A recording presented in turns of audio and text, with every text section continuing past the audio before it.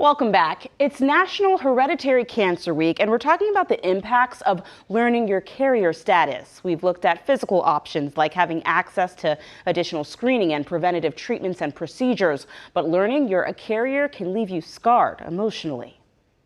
Is intended to be empowering, but it's not a great fit for everyone. And so, to be able to identify those genes, to be able to say we figured out why the cancer happens in the family, that can be very multifaceted. So some people feel relieved. Some people can feel like it's a big black rain cloud. And then they just think that's going to be the day that, today is going to be the day I find the lump. Today is going to be the day that, I start a new abdominal pain. And, working with people that have a high risk for developing cancer, really trying to focus on that empowerment and that you can take control over your own health, and that you can have the opportunity to make better choices based on these findings. So my next guest went through all of these thoughts and feelings herself after learning she was a gene carrier and decided to reduce her risk by going through multiple preventative procedures. Angie Schallbrock is a wife, a mother, a healthcare professional, but she's also a gene carrier, a previvor, and a breast cancer survivor. She earned the last title when doctors found a tumor in her breast tissue after performing a preventative bilateral mastectomy. And Angie is a living example on how knowing your risks could save your life, because early detection is key. Angie, thank you so much for being here. Thanks for having me. Your story is something I think a lot of people can really learn from. Tell me about it. How did you even get to the point of realizing that you needed to take these preventative measures? Sure. So my mom was diagnosed with breast cancer early at age 49. She insisted on being tested for genetic mutation. This was many years ago. It wasn't widely done at that time, but she insisted on getting it done, thank goodness. And she was a BRCA1 carrier. So I was tested at the age of 24 and knew I was positive at that point. I had some decisions to make going forward of how I wanted to prevent ovarian cancer, breast cancer, pancreatic cancer. Those are some of the risks as a woman with a BRCA1 gene mutation. And tell me about some of those decisions. I mean, you've had a mastectomy before, right? Right. So I could back it up a little bit. So at 32, I decided to do a total radical hysterectomy and oophorectomy. That's removing the ovaries and doing a hysterectomy to prevent ovarian cancer. So I did that. So I'm a previvor for that, thank God. And then I decided at 36 I would go forward with doing a preventative mastectomy. That's cutting off the breast tissue before you get cancer.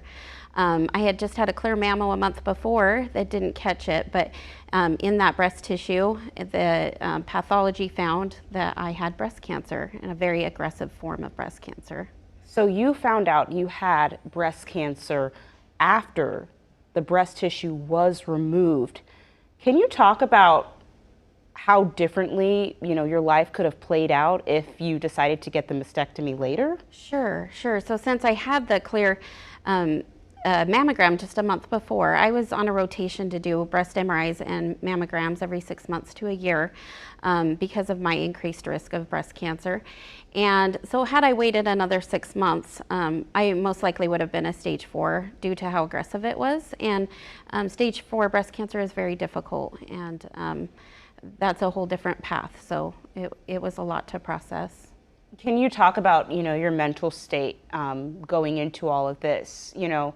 How were you feeling knowing that you were a carrier, that you would even have to do all of this? How did that impact you mentally? Yeah, so for me, from the get-go, knowledge was power. So I wanted to know. I wanted to be able to make some decisions. At the time at 24, I hadn't had kids yet. I was married, so I went forward with planning with my husband and my doctors when I wanted to have children, and how I wanted to go forward with that.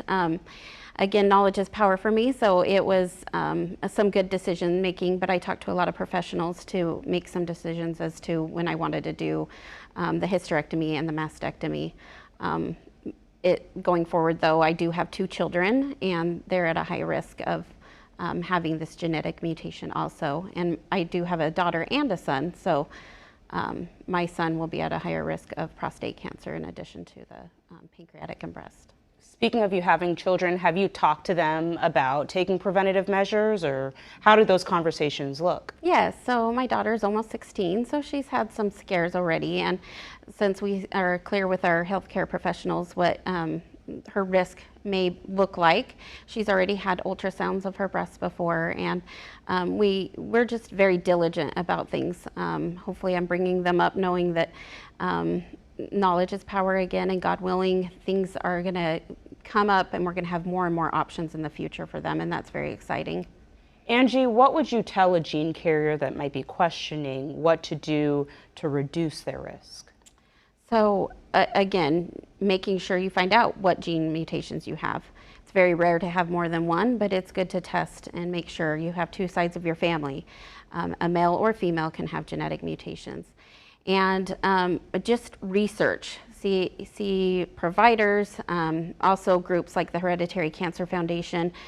You can meet up with others that have been through preventative measures, and you can get some options that way too to see what might work in your timeline. There are always risks and benefits with everything we choose to do. Absolutely. And Angie, I want to ask you more about, your personal journey. So after, you found out you were diagnosed with breast cancer, how did that go? How long were you in treatment? What did that look like? Sure. So since it was so aggressive, I was young, I was 36. I needed to go through pretty extensive chemotherapy. That was 6 months worth. I was allergic to it. I had some complications with the chemotherapy. I was homeschooling my kids at the time, so they got to see the grace of God work through that whole journey with me and see their mom on the brink of death and then come back. And we just grew so much as a family. I always say it's such a weird thing. It's a group that you would never ask to be a part of, but I would never give it back because we've grown so much together as a family, and I've made so many incredible friends along the way. Tell me about the support you got, as you went through this journey. How did that help? Yeah, so I was actually the first basket for the mastectomy basket for the Hereditary Cancer Foundation also. I went to help prepare them, and they gave me their first basket, so that was pretty cool. So I had a support group from the get-go. When I was hoping to be a pre-viver, I had a great relationship with a bunch of women in that group that kind of helped me through, and the support system was great. I also had a lot of family in the area and friends that really stepped up to the plate and helped me out with the kids and helped get me to chemotherapy, and my parents were there the whole step of the way.